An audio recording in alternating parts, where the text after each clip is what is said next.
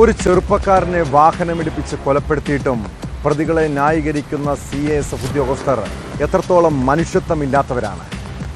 കൊലയാളികളെ ന്യായീകരിച്ച് CASF WhatsApp ഗ്രൂപ്പുകളിൽ വന്ന ശബ്ദ സന്ദേശത്തിൽ മരിച്ച ഐവിൻ ജിജോയെ ഗുണ്ടയായി ചിത്രീകരിക്കാൻ ശ്രമം നടക്കുന്നുണ്ട്.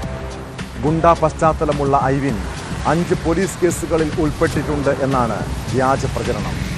ശബ്ദ സന്ദേശത്തിന് പിന്നിൽ ഉയർന്ന ഉദ്യോഗസ്ഥരെന്ന് ഐവിൻ്റെ സുഹൃത്തുക്കൾ ആരോപിച്ചു. അതേസമയം പോലീസ് പ്രതികൾക്കായി കസ്റ്റഡി അപേക്ഷ സമർപ്പിച്ചിട്ടുണ്ട്.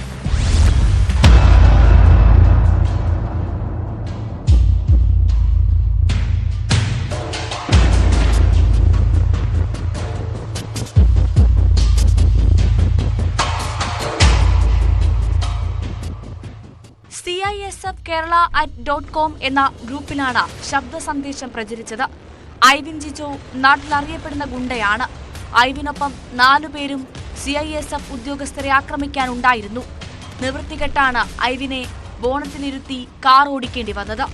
ഐവിന്റെയും സംഘത്തിന്റെയും ആക്രമണം പ്രതിരോധിക്കുന്നതിനിടെ അറ്റകൈക്ക് പറ്റിപ്പോയതാണെന്നും ശബ്ദ സന്ദേശത്തിൽ പറയുന്നു. 5 പേര് വണ്ടിയുടെ ബോണറ്റെ കയറിയിരുന്നപ്പം ഇറങ്ങിപ്പോകാൻ പറഞ്ഞിട്ട് പോകുന്നില്ല. അന്നേരം പെട്ടെന്ന് വണ്ടി എടുത്തു കഴിഞ്ഞപ്പോൾ 4 പേരും സൈഡിലേക്ക് പോയി. ഒരുത്തൻ മാത്രം അതേ കിടന്നു. അവനാണെങ്കിൽ ഇവിടുത്തെ 5ഓളം കേസുകൾ അവൻ്റെ പേരിലുണ്ട്. അവൻ ഇവിടുത്തെ ഒരു ഗുണ്ടയാണ്. അവൻ ഒരിടത്തും ജോലി കൊടുക്കാഞ്ഞിട്ട് രാഷ്ട്രീയക്കാർ പറഞ്ഞിട്ടെങ്ങാണ്ട് കാപ്സിലൊരു ഷെഫിൻ്റെ സ്ഥാനമാണ്. ഷെഫാണോന്നൊന്നും അറിയത്തില്ല. ഗുണ്ടാകൃതിയാണ് അവൻ്റെ ജോലി.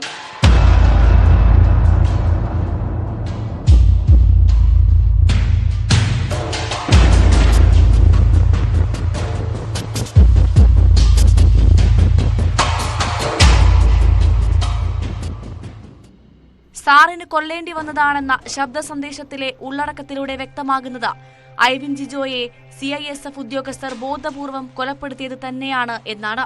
അറിയപ്പെടുന്ന ഒരു ഗുണ്ടയാണ് അവന്. തീർത്തും അക്രമകാരിയായിരുന്നു.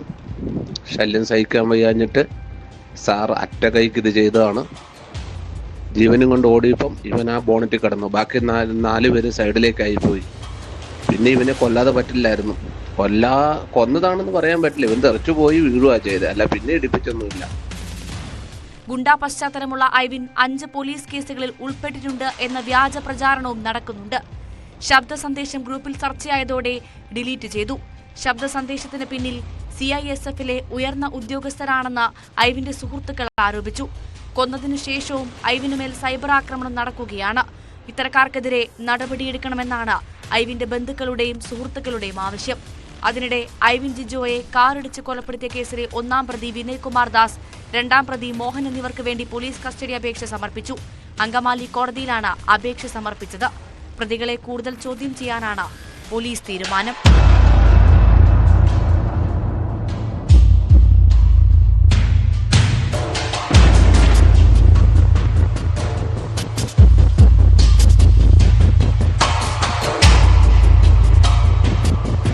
കഴിഞ്ഞ ബുധനാഴ്ച രാത്രിയാണ് ഐവിൻ കൊല്ലപ്പെട്ടത്. വാഹനത്തിന് സൈഡ് കൊടുക്കുന്നത് സംബന്ധിച്ച CISF ഉദ്യോഗസ്ഥരുമായി തർക്കത്തിലേർപ്പെട്ട ഐവിനെ കാർ ഇടിച്ചു വീഴ്ത്തി. ഗുരുതര പരിക്കുകളോടെ ബോണറ്റിൽ വീണ ഐവിനുമായി കാർ 800 മീറ്ററോളം മുന്നോട്ട് പോയി. തുടർന്ന് ബ്രേക്ക് ചെയ്ത് നിലത്ത് വീഴ്ത്തി. അതിനുശേഷം 37 മീറ്റർ ഐവിനെ തറയിലൂടെ വലിച്ചു കൊണ്ടുപോയതായും റിമാൻഡ് റിപ്പോർട്ടിൽ പോലീസ് വ്യക്തമാക്കിയിരുന്നു. കേസിൽ അറസ്റ്റിലായതോടെ CISF SI വിനയ് കുമാർ ദാസിനെയും കോൺസ്റ്റബിൾ മോഹൻകുമാറിനെയും സർവീസിൽ നിന്ന് സസ്പെൻഡ് ചെയ്തിരുന്നു. ഇവരെ പിരിച്ചുവിടാൻ നടപടി തുടങ്ങിയിട്ടുണ്ട്.